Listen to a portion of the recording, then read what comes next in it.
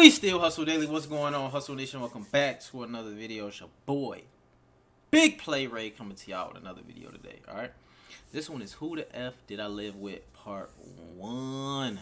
We about to get right into it. Smash that like button for your boy. I greatly appreciate y'all for all y'all support. Is my light good enough? Can y'all see me or what? Let me see.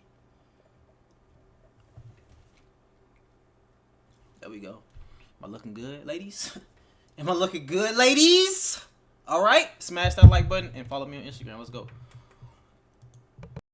Sinister lesbian undertones, rug. Part 1 of Who the Fuck Do I Live With? I have the craziest roommate story of all time. This story involves sinister lesbian undertones, a rug dealer, a delusional therapist, and a pathological liar / narcissist that had been manipulating me and my other roommate for 5 years. So the story starts when I graduate college and I moved to Austin, Texas with 2 girls. I'm just gonna call them crazy roommate and normal roommate so you get the idea. We live on a busy road, and one day me and normal roommate are home and crazy roommate's out of the house, and we see a dog get hit by a car, and it is gory, it's horrible, and we are fucked up about it sitting on the couch. Crazy roommate gets home and she almost seems mad or jealous that we experience this tragedy without her. Fast forward a couple weeks and my normal roommate goes home for a month, so it's just me and crazy in the apartment. And she's been acting crazy, living up to her name, okay? I hadn't clocked it yet, but she's having a manic episode. She's not sleeping. She's talking a million miles an hour. She's not really living in reality. She buys me a shirt with a dead cat on it that says "Better Off Dead." I'm like, that is seriously so strange. I'm starting to get weird vibes, so I go over to my friend's apartment. Well, I'm at my friend's apartment. She texts me and tells me she's been hanging out with her friend. We're just going to call this girl friend number 1. This is crazy roommate's friend, is friend number 1. Her and friend number 1 were out and about, and they walk into the apartment and the windows are open and they hear a car crash outside, and they go and look, and a car has hit a man walking across the street and I text friend number 1 asking if she's all right because what they've seen is horrible. She informs me that none of this ever happened and she doesn't know what I'm talking about. So now I know that this car crash never happened, and I have to go home and face crazy roommate and think about what to say. I already know she's lying, so I walk into the apartment with my phone recording because I don't think anyone's about to believe me when this girl is about to tell me this story about this crash that never happened. So I sit down next to her and she tells me about this crash in excruciating, gory detail to the point where she is crying and shaking and she has goosebumps all over her body. I am so confused. I walk out of the apartment and I text the friend she said she was with. I text my neighbors and I check the police reports and I check with my building, and I know that she is lying to me and that this crash never happened. So I wake up the next morning and my roommate is still saying things like, I know you saw a dog get hit by a car a couple weeks ago, but this was like a human being. I haven't slept at all. I keep dreaming of seeing this man in the street and all of this stuff. So I text friend number 1 and I'm like, something's wrong, we need to call this girl's mom. So I go over to friend number 1's house, and together we look at our texts from crazy roommate and figure out that she has not slept in 3 days. 3 days. She had been texting us separately at all hours of the night saying she wasn't sleeping, blah, blah, blah. So people will often ask me if I ever knew anything was wrong with this girl before any of this happened. And the answer is yes. This girl was always really neurotic, really emotionally unstable, but as long as I had known her and as long as my other roommate had known her, so 5 years, this girl's mom had been battling stage 4 terminal breast cancer. She had gotten a mastectomy, she had been in and out of treatment centers in Arizona, was going through chemotherapy, and this was something that my crazy roommate spoke about daily. She talked about it to her sorority of over 200 women. My normal roommate would go to church and pray with her. She would often cry about this. She would often ask us to stay home with her. This was something she talked about every day for 5 years.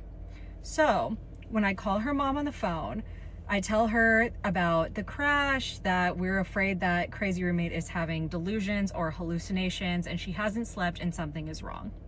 Her mom says to me, oh my God, what do you think is causing this? Like, has anything changed? What's going on? I say something along the lines of, I'm sure she worries about you and your health, and living away from Colorado, where we're all from, is probably really hard for her. Her mom says, what are you talking about? What are you talking about? And I'm like, you know, the cancer. And her mom's like, what do you mean? I've never had cancer. So now I know, not only is crazy roommate in the middle of some manic delusional episode, but I know she's a pathological liar that's been manipulating me into thinking that her mom is dying for 5 years. Damn, people just be lying for no reason. You got motherfuckers that just lie for no fucking reason at all. Like, they just be bored and just be lying. Like, what the fuck? Like, I can't stand a motherfucking liar. Just be lying for no fucking They ain't got no reason, nigga. They just wanna lie. Like, that shit is crazy. What the fuck? So I go back to the apartment. Yo, this is like past, like, this is kind of like, this is crazy, like she said. This is crazy right here. This just ain't a liar who just want to lie. You got some motherfucker that ain't nothing wrong with them, they just want to lie. This motherfucker here crazy. And there are handwritten pages and pages sprawled all over the counter, and like 5 to 10 canvases with really whacked out weird paintings on them in the living room. So I managed to read some of the handwritten pages that are on the counter, and it's all about serial killers, controlling women, manipulating the human mind. Just like the sickest, weirdest shit you can think of is on these pages. Keep in mind that I think no one's gonna believe me about how insane this girl is acting, so I am pressing record on my phone and setting my phone between us while she's talking to me. And if you want to know what anxiety is like, just secretly record a crazy person. I promise you, it is the freakiest thing you will ever experience in your life. She's saying things to me like she feels in a time warp or an energy warp.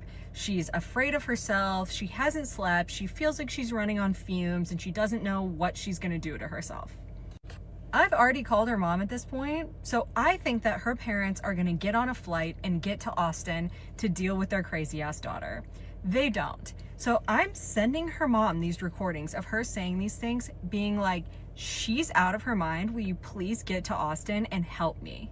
Her parents are like, we're gonna contact her therapist so her therapist can advise us on what to do. This therapist is convinced that this girl is suffering from an eating disorder. Okay, I'm not one to tell people they're faking their disorders, but I've lived with this girl and known her, and she does not have an eating disorder. She is crazy. She definitely has some disorder, but they need to come up with a new DSM to diagnose this girl. Like, God knows what's going on. I'm like, okay, whatever, contact the therapist. Meanwhile, I'm starting to be afraid for my life. I have everything that could be used as a weapon hidden in my room. And this girl thinks that a thunderstorm outside is talking to her. I don't sleep for an entire night because I can hear her outside in the living room pacing around all night. So the next day I get up, I call her mom. I am bawling, crying so hard, saying, please, please, please come to Austin. I am so freaked out. Please come to Austin. I'm afraid she's gonna hurt herself. Please come to Austin. And her parents gaslight me, and they're like, sweetie, we know you haven't slept too. Like, we're gonna try and figure out what to do. Meanwhile, crazy roommate invites the rug dealer over. Meanwhile, I am begging her parents for help, and I am telling them, you better not tell her that I've been in contact with you while I am alone with her, because I am afraid of her. And the second she finds out that I know that her whole life is a lie and I'm the only one who knows and I've contacted her parents, I am really, really afraid what she's gonna do to me or to herself. So all of a sudden she gets an email from her therapist asking her to sign a consent form so her parents can talk to her therapist. As expected, she freaks out. She goes into her room and I give the rug dealer the quickest rundown I possibly can on what's happening and tell him that he cannot leave and he needs to get ready to call 911. So her parents get on the phone with her and tell her everything that I explicitly asked them not to, and we hear her in her room screaming, I'm gonna myself. Screaming it. I'm like, perfect, exactly what I fucking knew was gonna happen if you guys told her this shit. So I tell Mr. Rug Dealer to go outside the apartment and literally wait with 911 on the phone. finally, I talk crazy roommate down. I literally walk into her room and she's like rocking back and forth in the closet. She's like convinced fire alarms are going off when they're not. So finally, we talk her down and we convince her to go get on a flight back to Colorado. Her parents, this is an ordeal that went on for 3 days, 4 days. Her parents never came. I had to put her, physically walk her to her gate and put her on a flight back to Colorado. She leaves and my normal roommate comes home. And me and my normal roommate are sitting on the couch together and my normal roommate says, I have to ask you something. I'm like, ask me.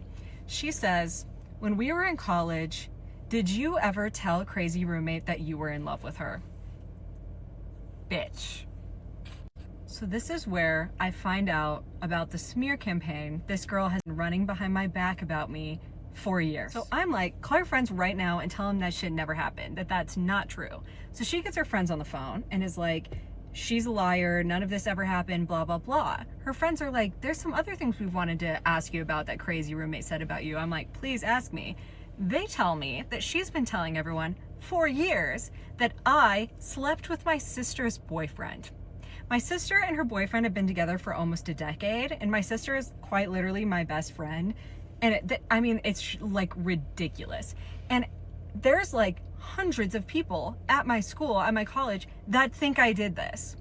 And then she's been telling everybody, I guess when I would come hang out, like in a group setting, she would tell everyone that I was so socially anxious that like not to talk to me because it'll stress me out and all of this stuff. And then my normal roommate tells me that when I would be gone, when I would be out of the apartment, she would go sit in my room at my vanity and stare at herself in the mirror for hours. And she would go try on my clothes. And once we get her out of the house, we look in her room and she had stolen like 10 of my lip glosses, chapsticks, and lipsticks. What the fuck? My mind is like right now. Because not only has this girl been manipulating me into doing things for her because I thought her mom was dying, she also has been telling everyone what a horrible person I am with these made-up stories behind my back that I didn't know about for years. So this is our first apartment out of college, so all our parents are guarantors on this lease. So we text crazy roommate's parents and we're like, we need you guys to sign on to break this lease. And they're like, we don't want to tell her that. Will you guys tell her that? And we're like, we're not telling her anything unless there is like an adult present because she's insane. And so they're like, will you guys get on a call with her and her therapist? And we say, yes, but we are not going to be the ones to break the news to her that we know she's been lying about her mom having cancer for 5 years. You guys have to do that. And so they agree, and we get on the call with her and her therapist. And her therapist says, do you guys think that you'll be able to get over this and be friends again? Me and my normal roommate are like, fuck no, baby. Like, fuck no. Fuck no. And my normal roommate says on the call, I won't ever be able to get over the fact that you've been lying to me about your mom having cancer for 5 years. Guess what crazy roommate's parents didn't tell her we knew? So she freaks the fuck out on this call. Freaks out. She's crying, she's bawling, and her therapist says to us, I think all of us here can agree that crazy roommate never meant any harm by the things she lied about. She only wanted like attention. Mind you, this girl had told everyone that I slept with my sister's boyfriend for years. So we get off the call and her parents eventually text us and say, we bought her a flight to come back to Austin to live with you guys on this date. And it was like a week later. Me and normal roommate are like, there is not tomorrow, not next week, not in a decade. Is there any possible scenario where I'm in the room with this girl and it's a peaceful situation? Like, my hate for this girl runs through my body. Like, still to this day, this happened years ago. And if I saw her in public, it would not be peaceful. I would have something to say at the very least. So eventually they agree to break the lease and ask us if we can. She says she gonna put them hands, them paws on her ass if she see her in today. Go through and kind of get her stuff together. I'm like, for sure. I want to see what the fuck this girl has in her room. And this is one of the most morally sketchy things I've ever done. I wanted to read her journal because I wanted to know if this girl seriously thought her mom had cancer or not. So I read her journal, which is like, don't ever read anyone's journal, but I did it. And it was fucking insane. Like, so much of it was about me, which really freaked me out, bad, based on everything I had just found out. And then, so her parents just eventually come, pick up all her stuff, tell us that all that happened was that her ADHD meds caused her to have a manic episode, and that's the only thing that's wrong with her. And then we just straight up never heard from her again. I've never seen her, never heard from her, nothing. So after that, I didn't sleep for like a month. I dropped like 15 pounds, and I thought everyone around me was lying to me about everything for like 2 years. Like 2 fucking years. And I feel like when you hear about narcissists or pathological liars, it's often framed in romantic relationships or parental relationships. I just feel like it's important to tell this story because you should not overlook weird red flags from your friends. Because there were some things that happened that if I took them seriously, I would have never been in this escalated situation. Like, don't ever overlook your friends lying, being sketchy, when they have that secret animosity towards you that you can clock. Those are all serious things that you should take seriously. Anyway, I hope she's doing better, not for her sake, but for everyone's around her's sake. And I haven't ever told this story because I don't want to like bring it back up for her. But at the end of the day, I do believe that like you own the horrible things that people do to you. Like, I own this story and I own this information, and I can choose to share it whenever. No hate or disrespect towards this person, because I can see how you would think that when I'm explaining this story with zero empathy. Somebody say the way you have zero empathy and just want to monetize off someone's mental health issues is insane. Boy, them goddamn comments, boy. But let me explain why I have no empathy for my crazy roommate. First off, for years, I had covered this girl's schoolwork, cooked for her, cleaned for her, done everything for her because I legitimately thought her mom was dying.